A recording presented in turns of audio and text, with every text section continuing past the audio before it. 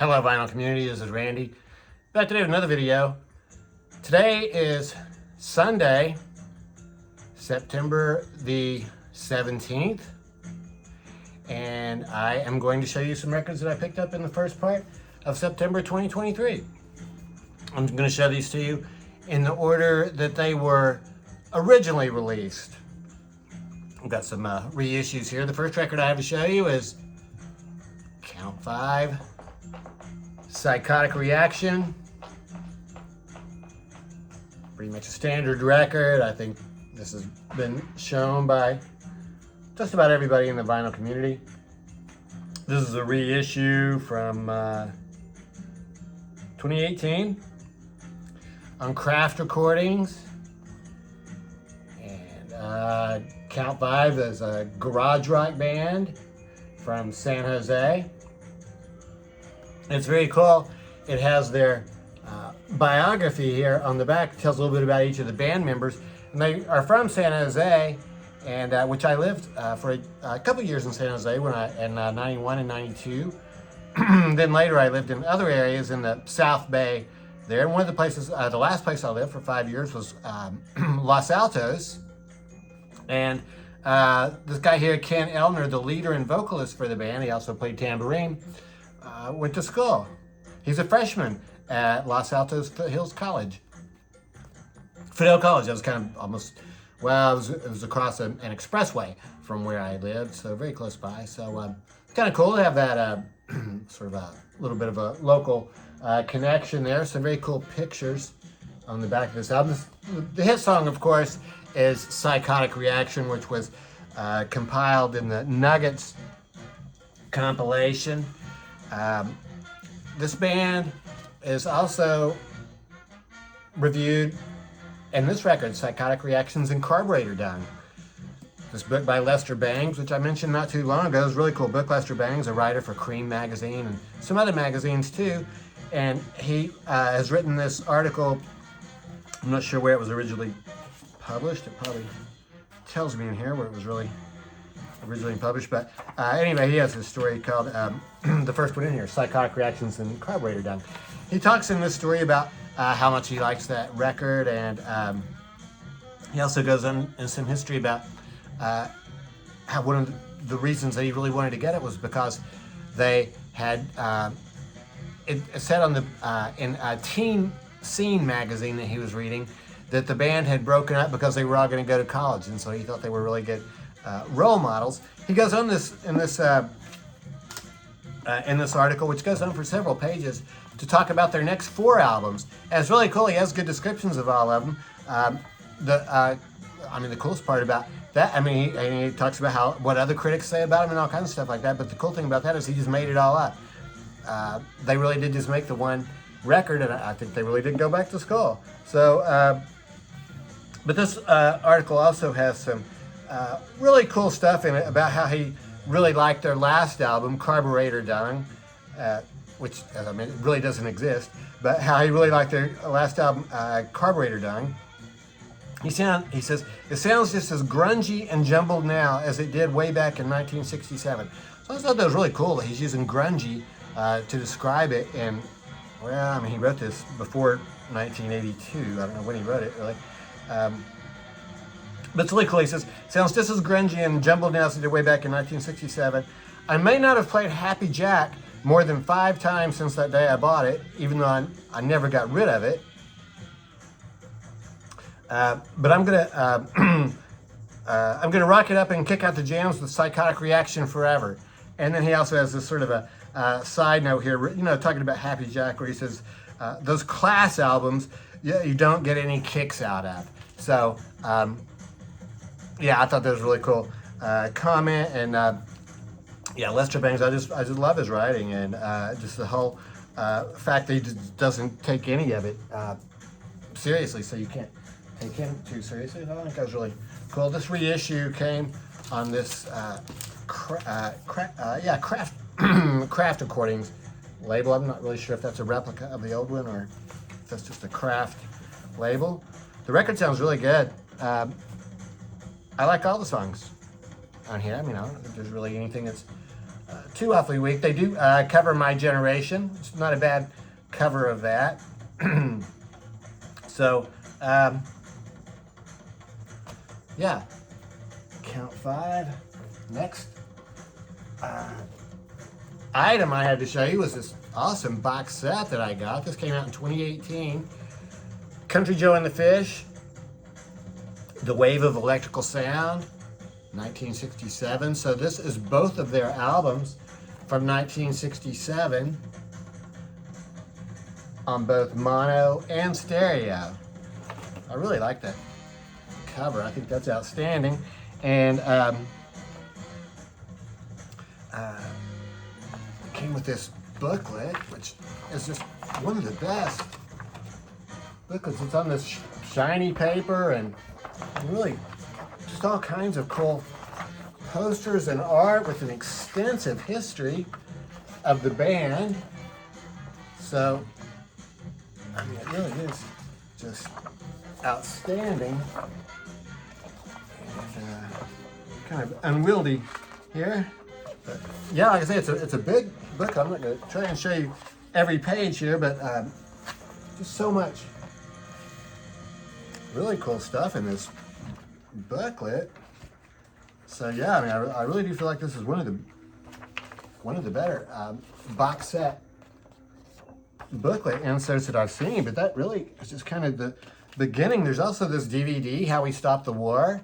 This is a documentary, and it really is a very raw documentary, some raw footage of, there was a protest in Berkeley against the war, and Country Joe and the Fish were on the back of a truck there, and they played music during the march, and then they rolled into Kezar Stadium and played some there. So it really is just a documentary, no real explanation or anything, but it's cool to see. So then there are the 4 records. So there's the first 2. These are both the stereo versions. And then here's the mono version. Look at the difference in color. I don't know why there's so much difference in color in those 2 shades of blue. So mono and stereo for those 2. And then for the first one, Electric Music for the Mind and Body, they used an alternate cover. So here's the official cover. Here's the alternate cover. I think it was very cool. The back covers are the same. These albums are both fantastic. I already had Electric Music for the Mind and Body. I got it at 2011 Record Store Day reissue, so now I have an extra copy of that. I will find something to do with that. It's hard for me to get rid of records because I have an emotional attachment to that record. I got it at Record Store Day. Here is another booklet. This is The Dual Nature of the Infinite One, a Fish Fan Club Indoctrination pamphlet. I think this was, what did it say? I'm not sure. Probably told me how this was distributed in the first place, but I don't really remember what it said, if it came in the first album or if it was just a fan club thing, but it's very cool stuff. There's the bass player. Just all this information about it really is like fan club stuff. It has like all their height and weight and stuff like that, like a lot of the 60s fan club stuff did. It also comes with this extremely cool game, the Fish game. I'll open this up without ripping it. So it's a board game called the Fish Game. I haven't actually played this yet. You have to cut it up to get all the pieces and everything, but thinking about having a vinyl community get together, and we'll cut it all up and play that game. So if you're interested, let me know. Just drop by. And then finally, it came with this calendar. It's just 1 month, February of 1967, or maybe it was supposed to be for 1968. Pretty cool calendar. So yeah, that was really just one of the best box sets I think I've ever gotten, and I really didn't go into too much about the music, but I really love both albums. They're both really psychedelic, and the first one is part of this book. It's mentioned in here, and yeah, I mean, I don't want to spend too much time on this, but I will just say that the last song on side 1 of the first album, Section 43, is to me really just one of the most psychedelic songs ever. I really love it, and there's a fantastic clip on YouTube. Maybe I'll leave a link down there in the description of Country Joe and the Fish at Monterey Pop playing this song, and then it shows the people in the crowd, like, I think they're getting up that morning. It's hard to say if all of the stuff that they're showing during the music corresponds to if it matches up, if the music really is playing. I think it is, though. I think that's what's happening there, so that's very cool. I got this record from a Discogs vendor, Skip Bifferty. This is another one from this Psychedelia book, and this is just absolutely my favorite finds of the year so far. This came out in 1968. And I sampled this online. I listened to the whole album online. It's easily available. It's on YouTube. Really just outstanding. This is also another one of these from this book. It's in here. And I would say that this is much more like the Zombies, Odyssey and Oracle, or maybe the Small Faces, Ogden Not Go Flake, or even maybe Sgt. Pepper's Lonely Hearts Club Band. It's much more pop oriented than it is psych oriented, I would say. And every song is really good. Starts out with Money Man. The second song is Jeremy Carabine, which is just fantastic. I guess it's like a character sketch of a guy named Jeremy Carabine, and closest parallel I could find could think of maybe would be like Eleanor Rigby. It has a much happier ending. And, yeah, so this whole album is just fantastic. This is a reissue from, oh gosh, it's on Essex Record. It was a reissue from, I just don't remember. It was, I think maybe 2002 or something like that. It's a stereo reissue. It's not the mono that came out of it. It's too bad about this band. They were a British band, and the record is just fantastic. They were managed by Don Arden, who managed the Small Faces. So I haven't heard many good things about Don Arden.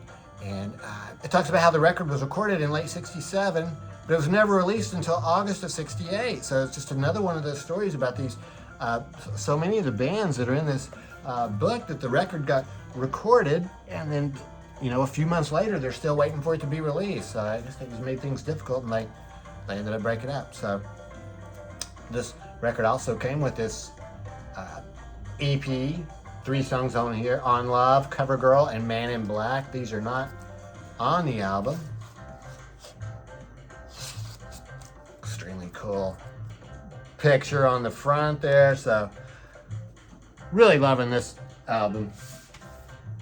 Got another one from that book, the Psychedelia book. This is the Insect Trust. This is a band from Arkansas, and this is a big band that is a lot of folk and jazz in here with some psychedelic influences. So really great. And I am going to pause just for one.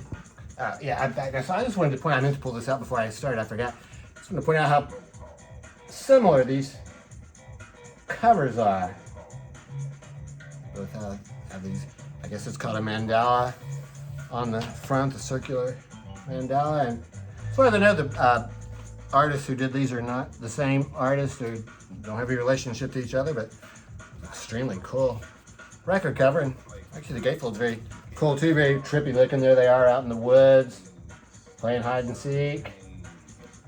So yeah, this is a lot of acoustic. It has a female lead singer, and a lot of acoustic and lots of horns, stuff like that. But there is some electric music on here, and the very last song on side 1, Foggy River Bridgefly,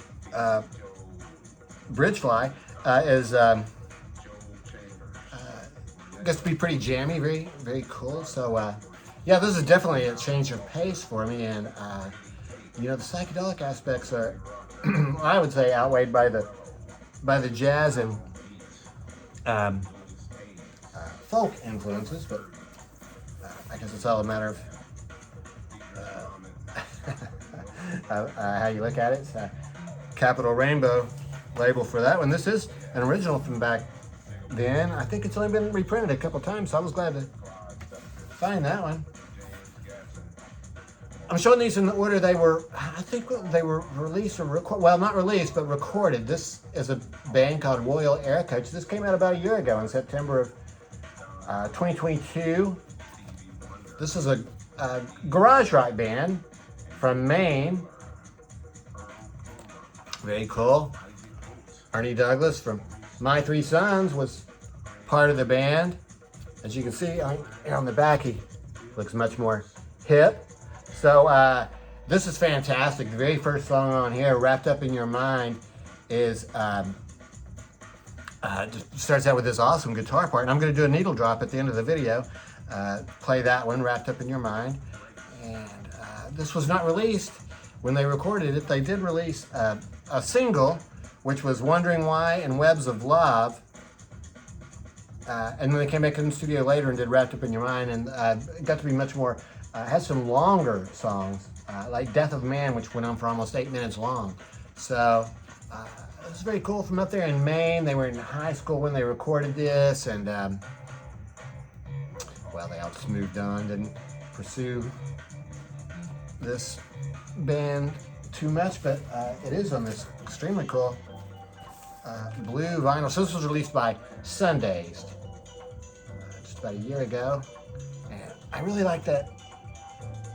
The color of the label along with the color of the record, it all looks excellent, I think. So Royal Aircoach, Open Up Your Mind.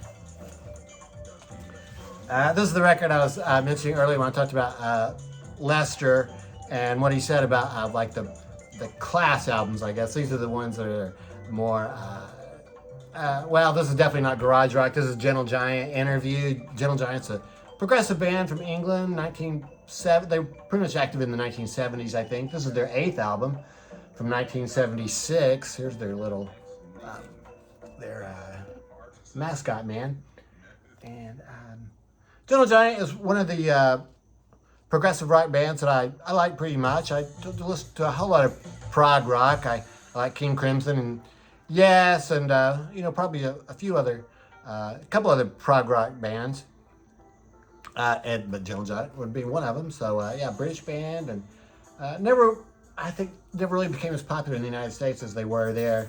But yeah, I would describe this as sort of a classy album that you, well, it's just not as good as the, it's not as much fun to listen to as the garage rock albums. However, it is very good. It has some outstanding vocals. So this band is very much focused on their keyboards, and the vocals are all outstanding. They there is a lead guitarist on there who's also quite good. This record is also on light blue and has that very cool label.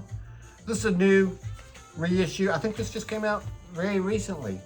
The album came out originally in 1976. This is really cool inner sleeve. I like that picture. Words on the other side.